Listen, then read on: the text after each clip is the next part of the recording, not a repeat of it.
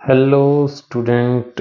तो ये 2025 में प्रॉब्लम आई थी और एक दिन पहले मैंने इससे बिल्कुल सिमिलर प्रॉब्लम चैनल पे अपलोड की थी। फिर भी थोड़ी सी चेंज है, बच्चों को +2 के बच्चों को इंटरेस्ट है कि आंसर क्या है इसका, और नए बच्चों को सीखने का मौका मिलेगा।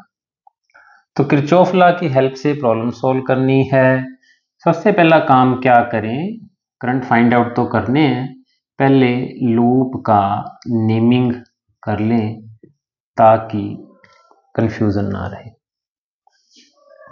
दूसरा स्टेप में हमेशा बच्चों बैटरी के पॉजिटिव टर्मिनल से निकलता हुआ करंट दिखाएं और एंटर करता हुआ नेगेटिव टर्मिनल से। तो यहां I2 करंट एंटर करेगा, यहां इस 2 ओम के रेजिस्टेंस से I1 करंट जाएगा और यहां I1 करंट वापस आना चाहिए। कंजर्वेशन ऑफ चार्ज, जितना चार्ज निकला उतना एंटर भी तो करेगा बैटरी के नेगेटिव टर्मिनल में। तो ये चीजें सोच के अभी रह गई ये ईडी आर्म में से करंट कितना है। इस करंट को नाम आप एक बार I3 दे देते हैं, बट जब हम प्रॉब्लम सॉल्व करेंगे तो इस करंट को हम I1 और I2 की फॉर्म में ही लेंगे।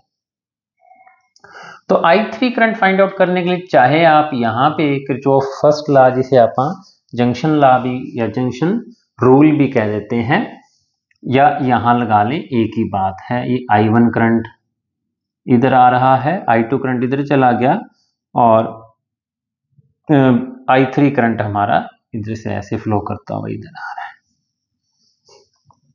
तो जो है हमें अब लगाना है किरचॉफ का जंक्शन लॉ, ताकि I3 करंट, क्योंकि बाद में हमारे पास 3 अननोन हो तो 3 इक्वेशन चाहिए होती है। 3 इक्वेशन बना सकते हो, बट 3 इक्वेशन को सोल्व करना डिफिकल्ट होता है। हमें 2 वेरिएबल वाली प्रॉब्लम्स इक्वेशन 10th में भी सीख रखी है, वैसे ही करेंगे हम। तो अभी जब भी हम चाहे किसी मर्जी लूप पे लगाएं, I3 तो बीच में आएगा ही आएगा। तो इसलिए I3 को I1 + I2 ग्रुप में पहले सोच के रख लेते हैं, वहां पुट कर देंगे। तो जो I2 करंट, आने वाले करंट को हम पॉजिटिव कह देते हैं और जाने वाले करंट को माइनस का कह देते हैं।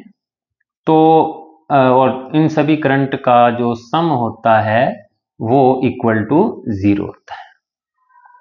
तो हमें तो कौन से करंट में इंटरेस्ट है, I3 करंट में। तो I3 करंट उधर जाके प्लस का हो जाएगा, ये हो जाएगा I2 - I1। बाद में इसकी जरूरत सिर्फ इसलिए पड़नी है क्योंकि हम 3 वेरिएबल में प्रॉब्लम सॉल्व करना मुश्किल समझते हैं। हो वो भी जाती है हायर लेवल मैट्रिक्स की हेल्प से, बट हम प्रॉब्लम को आसान कर लेते हैं 2 वेरिएबल की फॉर्म में, I1 और I2। फाइंड I3 भी करना है, वो लास्ट में हम I2 - I1 करके कर लेंगे। तो ABCFA, कोशिश ये करें कि जिस तरफ करंट चल रहा है उसी तरफ चल पड़ो, थोड़ा आसानी हो जाती है। वैसे कोई फर्क नहीं पड़ता, आप एंटी क्लॉकवाइज चलें, क्लॉकवाइज चलें, आंसर सेम ही आता है। ABSA मैं ऐसे चल रहा हूं क्लॉकवाइज। तो चलते हुए जिस तरफ मेरे चलने की डायरेक्शन हो और उसी तरफ करंट के चलने की डायरेक्शन हो तो पॉजिटिव, प्लस का 2I1। मैं चलते हुए इधर आ रहा हूं, I2 करंट और मेरे चलने की डायरेक्शन सेम है तो +1 I2, लेकिन मुझे बैटरी का टर्मिनल कौन सा मिला, नेगेटिव। और फिर इधर चलते फिर मुझे नेगेटिव टर्मिनल मिला तो -5 वोल्ट नहीं लिख रहा है, एक बार कंफ्यूजन दूर करने के लिए, और सभी का सम 0 होता है। किरचॉफ वोल्टेज रूल कहते हैं हमको, सेकंड लॉ भी कह देते हैं।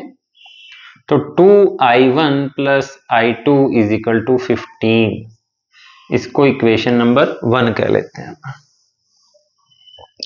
अभी हमको दोबारा लगानी है। जब भी हम दोबारा इक्वेशन लगाएंगे तो जो है I3 आएगा, चाहे हम ये बड़ी लूप लें चाहे ये छोटी लूप लें, दोनों बार I3 करंट हमें परेशान करेगा। हमें I3 को I2 - I1 की फॉर्म में चेंज करना होगा। तो अपन ऐसे चल पड़ते हैं, यहां से चलते हुए सबसे पहले प्लस का I3, कौन सी लूप ले रहा हूं मैं, D E F C D, D E F C D. तो क्योंकि मेरे चलने की डायरेक्शन एंटी क्लॉकवाइज है जानबूझ के, ताकि मैं करंट के साथ साथ चलूं, प्लस का 2i3 प्लस का i2 इंटू 1 ओम करना था, 1 ही है, -10 इक्वल टू 0, तो 2i3 plus i2 equal to 10। जो परेशानी आनी थी वो मैंने पहले ही बता दी थी कि i1 i2 है, i3 i2 है, तो हमें परेशानी को खत्म करने के लिए i3 की वैल्यू क्या पुट कर देनी चाहिए, i2 माइनस i1 पुट कर देनी चाहिए, ताकि हमारे पास सिर्फ दो वेरिएबल के अंदर इक्वेशन रह जाए। 2i2 minus 2i1 plus i2 is equal to 10, तो ये आ गई 3i2 minus 2i1 equal to 10। इसे इक्वेशन नंबर 2 नाम। तो दो इक्वेशन है, मैं इनको सेपरेटली लिख लेता हूं ताकि बिल्कुल एक स्टेप में सॉल्व होने वाली है। हाँ, शायद इतनी जगह हमारे लिए काम दे जाएगी। तो यहाँ पे मैंने दोनों इक्वेशनों को अब अलग से लिख लिया। बिल्कुल इजी है क्योंकि सिंपली ऐड करना है आपको और आंसर आ जाएगा। तो ज्यों ही ऐड करूंगा 2i1 से 2i1 cancel, 4i2 is equal to 25, इसका मतलब i2 आ गया 25/4 एम्पियर।